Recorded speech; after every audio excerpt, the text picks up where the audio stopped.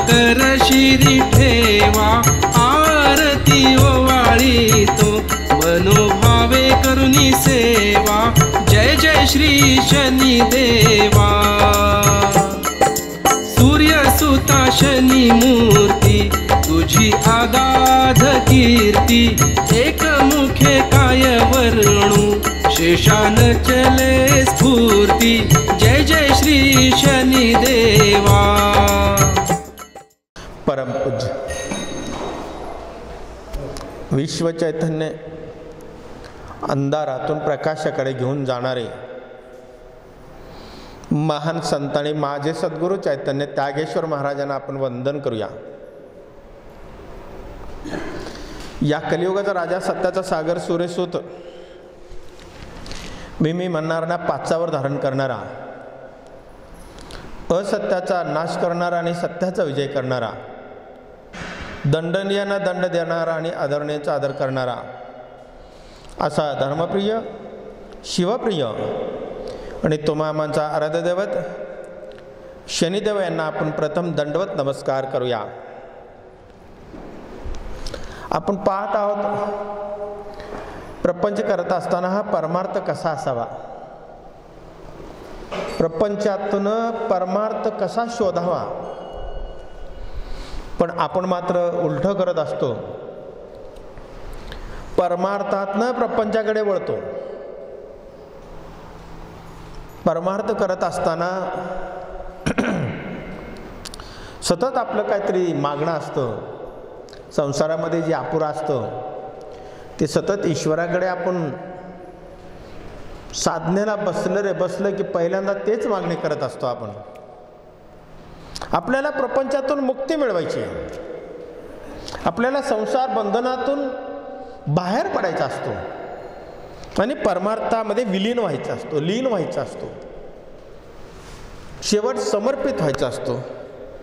पण आपण हे न करता जेव्हा परमात्माकडे जाण्याचा योग येतो तेव्हा मात्र संसाराची आपण आठवण करत असतो सतत। संसारामध्ये डब्यामध्ये काय तेल कमी आहे, मीठ कमी आहे, मिरची कमी आहे, साखर कमी असेल, हेच आपण संसारामध्ये जे जे कमी आहे तेच भरून काढण्याचा प्रयत्न करत असतो। क्षुद्र विचारामध्ये लपून जातो, तिथंच अडकून पडतो। अनेकांचे संसार तुम्ही पहा, पूर्वजांचे पहा, वाडवडिलांचे असतील, सगळ्यांच्या संसारामध्ये आपण देवाकडे जातो, ईश्वराकडे जातो, त्याच्यामध्ये लीन व्हायचं सोडतो। संसारामध्ये कसं लीन होईन, संसारामध्ये कसं अडकून पडन अशी आपण साधना करत असतो। अशा साधनेतनं ईश्वर आपल्याला बाहेर कधी काढत नसतो, कधीही आपण बाहेर पडणार नसतो। संसार आपल्याला खूप प्रिय वाटतो, संसार सुख म्हणजे खूप मोठं एक असं काय आपण आकाशाला गवसणी घातली असं आपण स्वतःला समजतो, पण तो सुख क्षणाचा असतो, त्यापुरताच असतो। आणि संसारामध्ये सुख मिळवायचं असेल तर परावलंबी व्हावं लागतं। संसारामध्ये स्वावलंबी नाही आहे, माझ्या अध्यात्मामध्ये स्वावलंबी आहे, हे तुम्हाला मी पुढे सांगणार आहे। संसारामध्ये मात्र परावलंबी राहावं लागतं, बायको नवऱ्यावर अवलंबून राहावं लागतं, नवरा बायकोवर, बाप लेकावर राहावं लागतं, लेक मुलीवर राहावं लागतं, मुलगी एकमेकावर विसंबून राहावं लागतं, तेव्हा संसारातला सुख आपल्याला मिळतो। किती जरी आपण 80 वर्षाची म्हातारी पहा, एका खेडेगावामध्ये कुठंतरी अंगणामध्ये एक जर सूप घेऊन जर काय निवडत बसली असेल, तिच्या डोळ्याला दिसत नाही, चष्म्याला दोरी बांधलेले, सुतळी बांधलेले, चष्मा डोळ्याला अडकवलेले आणि आपल्या सुपामध्ये काहीतरी पाकडत आहे आणि शेजारी आपण जाऊन जर आपण बसलात तर त्या आजीबाईला जर विचारलात, आजी अगं एवढ्या वर्षात तुला कधी आनंद आणि सुख मिळालंय का? ती आजी एकच सांगल, माझ्या 50-60 वर्षाच्या आयुष्यात कधीही सुख भेटला नाही, सुख भेटण्याच्या आशेवर मी आजही आहे, आजही सुख भेटेल याच आशेवर जगत आहे, हेच तुम्हाला उत्तर मिळणार। पण सुख अजून भेटलेलं नसतं, संसारामध्ये सुख राई एवढं असतं आणि दुःख पर्वता एवढं असतं. तेवढ्या सुखामध्ये आपण होरपडून जातो आणि तिथंच आपण अडकून पडतो. असा हा संसार सुख आहे. आणि अध्यात्म असा आहे की तुम्हाला परमोच्च अशा स्थानावर नेऊन पोचवत असतं. जीवनामध्ये आपण कधी ऊस खाल्ला असाल तर आपल्या लक्षात येईल. ऊस खात असताना आपण जर बुडाकडनं खाल्लात तर आपल्याला गोडी खूप लागेल. आणि कालांतराने एक 2-4 खांडकं खाल्ल्यानंतर 5व्या-6व्या खांडक्याला आपल्या चव बदलत राहते. ऊसाची चव बदलत राहते, पांचट लागतं. मध्यामध्ये गेलं तर निव्वळच पांचट लागतं, फेकून द्यावं असं वाटतं. तसा हा संसार आहे बाबांनो. सुरुवातीला गोडी वाढते, नंतर चहा पावडर साखर संपलं म्हणले की नवरा टपरीवर जातो, गुटखा खात थांबतो, घरी पाहुणं जाईस तर घरी येत नाही. त्यात काय गोडी, त्या संसारात काय, असं त्याची भावना होती. शेवट तरी संसार टाकून देतो. कुठला तरी बुक्का लावतो, 10 रुपयाचा 20 रुपयाचा गळ्यात माळ घालतो आणि पंढरीची वारी धरतो. त्यावेळेस संसार सगळं फेकून देतो. पण माझा अध्यात्म असा आहे, माझा अध्यात्म शेंडीकडनं ऊस खायला सांगतं. माझ्या अध्यात्म शेंडीकडनं ऊस खायला सांगतं. सुरुवातीला पांचट लागतं. संप्रदायामध्ये, सत्संगामध्ये, गावामध्ये सप्ताह असेल, काही मध्य द्विधा मनस्थितीत असतात. अध्यात्मावर विश्वास ठेवायचा का संसारावर विश्वास ठेवायचं, असे लोक घरात बसून ऐकतात.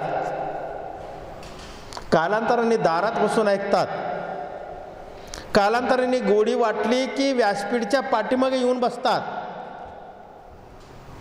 आणखी कालांतराने शेवटच्या टप्प्यामध्ये सगळ्याच्या पुढे असतात. याला संप्रदाय म्हणतात.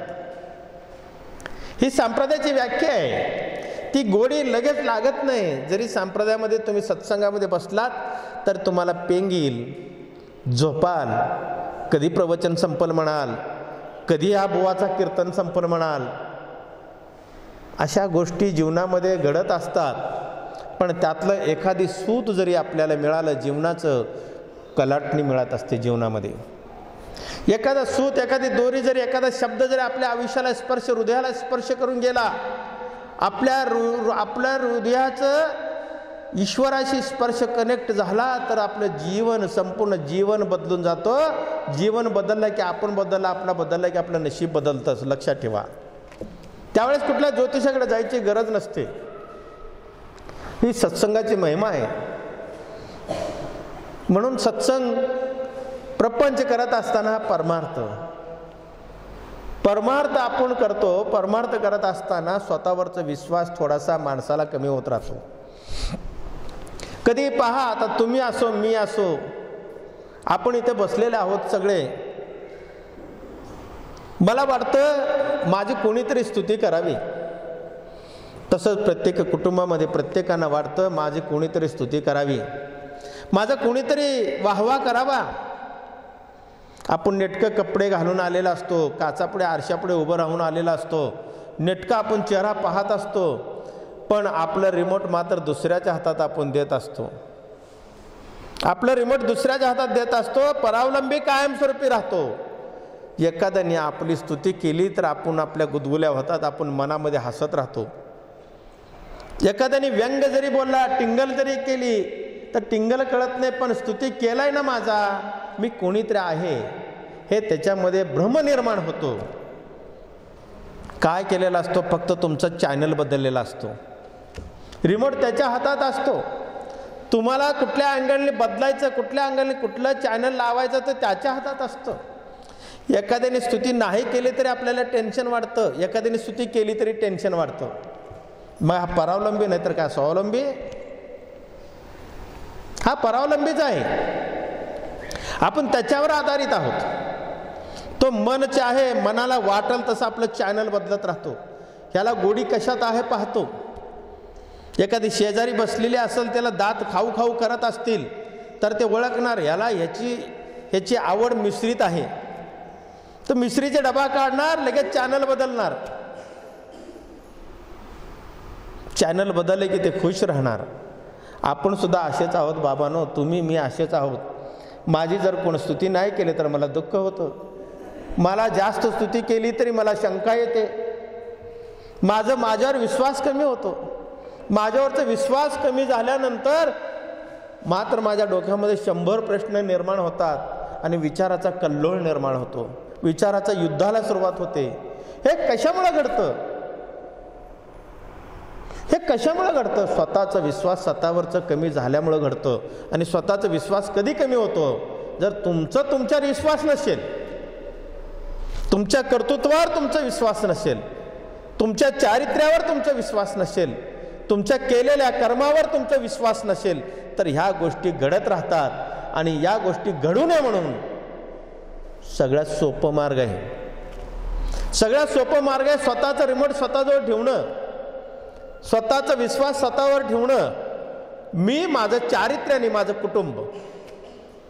मी जर माझी ओळख जरा मला नसेल तर माझं चारित्र्य स्वच्छ राहणार नाही. माझं चारित्र्य स्वच्छ नसेल तर माझ्या कुटुंबावर माझा विश्वास राहणार नाही. मी म्हणजे माझं हृदय आहे. माझं म्हणजे कोण? माझं शरीर आहे. आणि माझं कुटुंब म्हणजे माझं अस्तित्व आहे. माझं अस्तित्व स्वतःचं हरवलं की मी परावलंबी होतो. परावलंबी झालं की रिमोट त्याच्या हातात जाते. रिमोट त्याच्या हातात झालं की हवं तसं तो चॅनल बदलत राहतो. आपली टिंगल टवाळी करत असतो, आपली मस्करी करत असतो. आपलं धुराळा कसं उडवायचं त्याला माहीत असतं. कलियुगामध्ये ॲडजस्ट करायचं कसं माहीत असतं.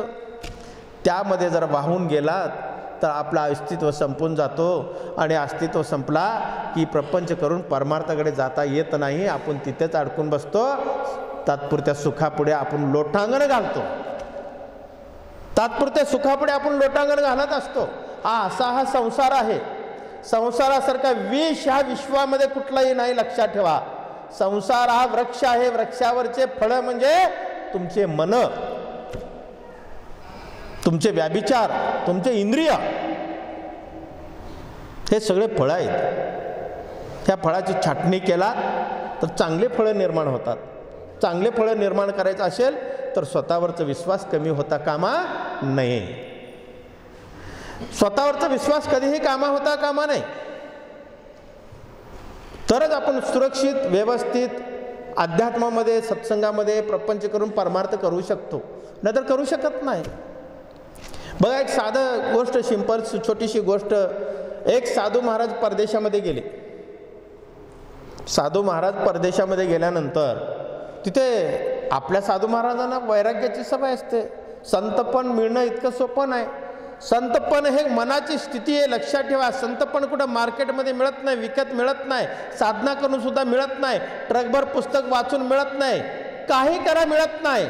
फक्त तुमची मनाची स्थिती बदलली पाहिजे. आणि तुमची मनाची स्थिती बदलली की तुमची मानसिकता बदलते. मानसिकता बदलली की स्वतःला सावराल आणि संतपण तुम्हाला प्राप्त होईल. तोपर्यंत प्राप्त होणार नाही, लक्षात ठेवा.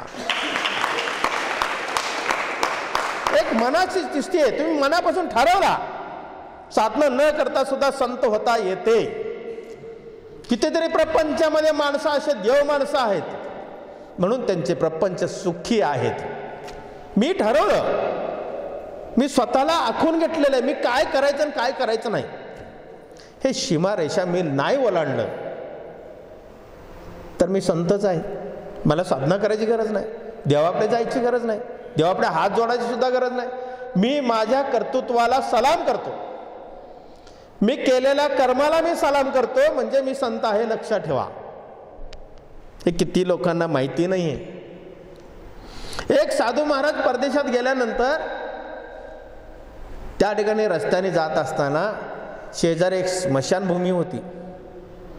शेजारी एक स्मशानभूमी होती. त्या स्मशानभूमीमध्ये एक माऊली त्या समाधीला वारं घालत होती. वारं माहिती आहे ना, वारं घालतात ते. पूर्वी फॅन वगैरे नव्हतं, ते हातात एक सुपासारखं एक बस हे असायचं आणि त्याच्याने वारं घालत होती. ते वाऱ्याने लवकर ते सुखत नव्हतं म्हणून ते स्वतःचा पदर घेऊन अशी वारा घालत होती. आपल्या संत माणसांना सवय होती थोडंसं कुठेतरी स्मशानात एकांतात बसायचं आणि थोडीशी गांजा वडायची सवय होती पूर्वीच्या संतांना. हे स्वतःचं जाळून घेण्यासाठी, वैराग्य प्राप्त करण्यासाठी हे ते साधू तिथं गेल्यानंतर त्यांना निदर्शनास आलं आणि ते साधूंना खूप खूप हृदय भरून आलं. ते म्हणाले, सगळ्यात विश्वाचं सगळ्यात पहिला सनातन परंपरा असेल तर ते भारतात आहे आणि विश्वाचा गुरु हा भारत आहे. आणि विश्वाचा गुरु भारत असताना सुद्धा आमच्या देशामध्ये एखाद्या समाधीला वारं घातलेलं कुठलेही माऊली मी पाहिलं नाही. तर हे किती श्रेष्ठ असेल, हे या देशाची परंपरा काय असेल, असं त्याचं हृदय भरून आलं. डोळ्यातनं पाणी आलं संतांच्या. ते गांजा वडायचं लांबच राहिलं, ते गांजा ठेवून टाकलं आणि त्या माऊलीला त्याने नतमस्तक झालं. त्या माऊलीला त्यांनी नतमस्तक झाल्यानंतर त्या माऊलींना विचारलं की माऊली आपण किती भाग्यवान आहात. म्हणलं हयात राहीपर्यंत आईवडिलांची आपण सेवा करतोच, पत्नी पतीची करते, मुलं बाळ आईवडिलांची करतात, तर आपली ही समाधी कुणाची नक्की आहे आणि आपण वारं का घालताय? नक्की ही समाधी कुणाची आहे आणि वारं आपण काय घालताय? तेव्हा त्या माऊली म्हणाले की हे समाधी कालच प्लास्टर केलं, हे वाळलं नाही अजून. ही समाधी वाळली नसल्यामुळे मला वारं घालावं लागतं. तर आमच्या देशाची प्रथा आहे, पहिली समाधी वाळल्याशिवाय दुसरं लग्न करता येत नाही. ही संस्कृती आपली, पाश्चिमात्य संस्कृती आपल्या देशामध्ये फोफावत चाललेली आहे आणि त्याचं उदात्तीकरण आपण करत आहोत. लक्षात ठेवा, पहिली समाधी नवऱ्याची वाळल्याशिवाय दुसरी करता येत नाही. आपल्यात 7 जन्माच्या गाठी बांधलेल्या असतात. सती सावित्री वटवृक्ष आपण पाहतो ना, सती सावित्री आपल्याला माहिती आहे ना, 7 जन्माच्या पतीची गाठ घालून घेतलेली असते. हाच जन्मोजन्मी पती मिळावा. आणि पाश्चिमात्य संस्कृतीमध्ये पहिली समाधी वाळल्यावर दुसरं लग्न करायचा आणि ही संस्कृती भारतामध्ये फोफावं लागली आणि त्याचं उदात्तीकरण आम्ही तुम्ही करत आहोत आणि धर्माला कुठेतरी कलंक लावत आहोत. हे कसला संसार तुमचा? हा कसला प्रपंच? हा कसला परमार्थ? याला सगळ्याला मुठमाती द्यायचा असेल तर प्रथम स्वतःची ओळख करून घ्या. मी कोण आहे? माझ्या अस्तित्वाची जाणीव करून घ्या. माझ्याकडे असलेले लुप्त झालेले गुण, ज्याला इम्युनिटी पॉवर म्हणतो, ज्याला आंतरिक ऊर्जा म्हणतो आपण, प्राण ऊर्जा, ज्याला जागं ठेवा, ह्याला स्मरण करा. तुम्ही त्याला अधीन जा. अरे तुम्ही बाह्य सुखाला भौतिक सुखाच्या अधीन जाऊन तुम्ही आपण स्वतःचं अस्तित्व संपवत आहे. पण पुढच्या पिढीवर सुद्धा याचे परिणाम भोगावे लागतात बाबांनो. पुढे भविष्यात देशाचं विभाजन होईल. ही अशी संस्कृती आपल्याला नको आहे. मग खरी संस्कृती हवा असेल, अरे तू ईश्वराने तर आपल्याला जगाचा मालक होण्यासाठी पाठवून दिलेला आहे. ईश्वराने जगाचा मालक होण्यासाठी पाठवून दिलेलं आहे. अरे आपण स्वतःचा सुद्धा मालक होऊ शकत नाही, स्वतःच्या इंद्रियाचा मालक होऊ शकत नाही, स्वतःचं इंद्रिय सुद्धा आपल्याला ऐकत नाही, स्वतःचे इंद्रिय दुसऱ्याच्या ताब्यात देतो आणि हवा तसं तो रिमोट दाबतो आणि आपलं मात्र टीव्ही चॅनल करून टाकतो. म्हणून प्रपंच करताना परमार्थ कसा असावा, प्रपंच करताना परमार्थ कसा असावा ह्याचा उद्घोष घ्यायचा असेल तर प्रपंच करत असताना मी कोण आहे, माझं अस्तित्व काय आहे, माझे कर्तव्य काय आहेत, माझी जबाबदारी काय आहे, माझं काय कर्म आहे, मला काय त्याग करावं लागतं, मला काय वैराग्य प्राप्त करावं लागतं, दया क्षमा शांती, ह्या सगळ्या गोष्टीला आपण अनुकूल असं जर प्रपंच केला तर आपण परमार्थाकडे जाऊ. आणि परमार्थाकडे गेलात तर आपलं देश सुप्लम सुप्लम हो.